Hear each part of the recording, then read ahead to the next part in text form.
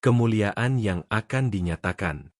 Hidup orang percaya tidak pernah dilepaskan dari penderitaan, air mata, dan pergumulan.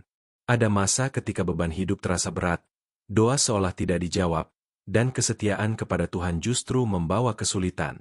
Dalam kondisi seperti itu, firman Tuhan mengarahkan pandangan kita melampaui apa yang sedang kita alami saat ini.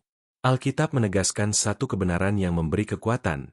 Penderitaan saat ini tidak sebanding dengan kemuliaan yang akan dinyatakan oleh Allah. Rasul Paulus menuliskan penghiburan yang sangat kuat bagi jemaat yang sedang menderita. Roma 8 ayat 18 berkata, "Sebab aku yakin bahwa penderitaan zaman sekarang ini tidak dapat dibandingkan dengan kemuliaan yang akan dinyatakan kepada kita."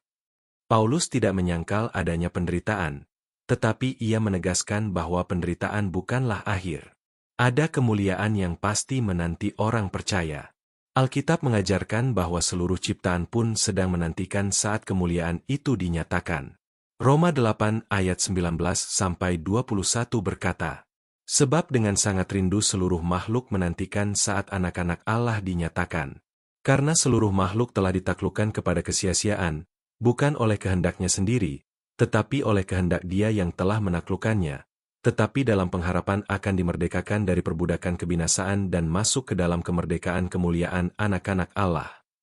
Kemuliaan yang akan datang bukan hanya bersifat pribadi, tetapi kosmis, mencakup pemulihan seluruh ciptaan.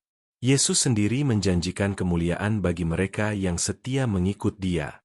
Yohanes 17 ayat 24 berkata, "Ya Bapa, aku mau, supaya di mana aku berada, mereka juga berada bersama-sama dengan aku, yaitu mereka yang telah Engkau berikan kepadaku, agar mereka memandang kemuliaanku yang telah Engkau berikan kepadaku, sebab Engkau telah mengasihi aku sebelum dunia dijadikan."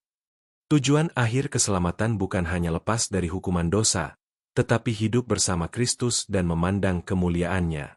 Rasul Paulus juga menjelaskan bahwa tubuh kita yang sekarang fana akan diubahkan menjadi mulia.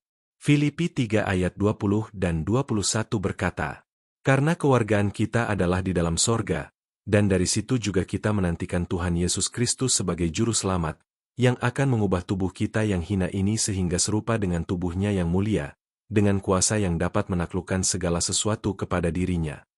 Kemuliaan yang akan dinyatakan mencakup pembaruan total, tubuh, jiwa, dan kehidupan kita. Alkitab menegaskan bahwa kemuliaan ini adalah anugerah Allah, bukan hasil usaha manusia.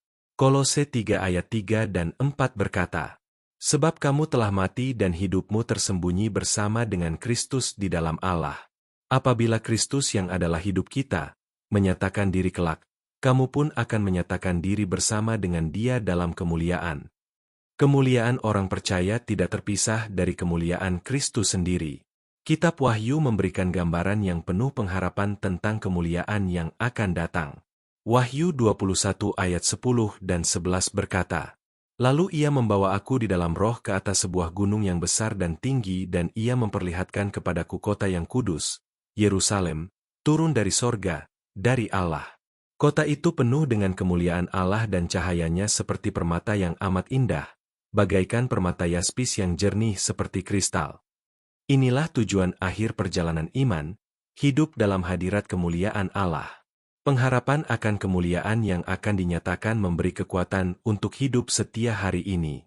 2 Korintus 4 ayat 16-18 berkata, "Sebab itu kami tidak tawar hati, tetapi meskipun manusia lahiriah kami semakin merosot, namun manusia batiniah kami dibaharui dari hari ke hari.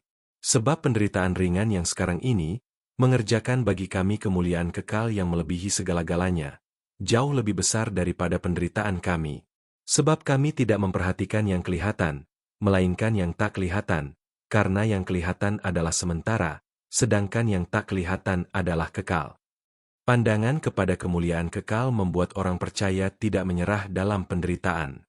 Renungan ini mengingatkan kita bahwa hidup ini bukan tentang kenyamanan sementara, melainkan tentang kemuliaan kekal yang Allah sediakan.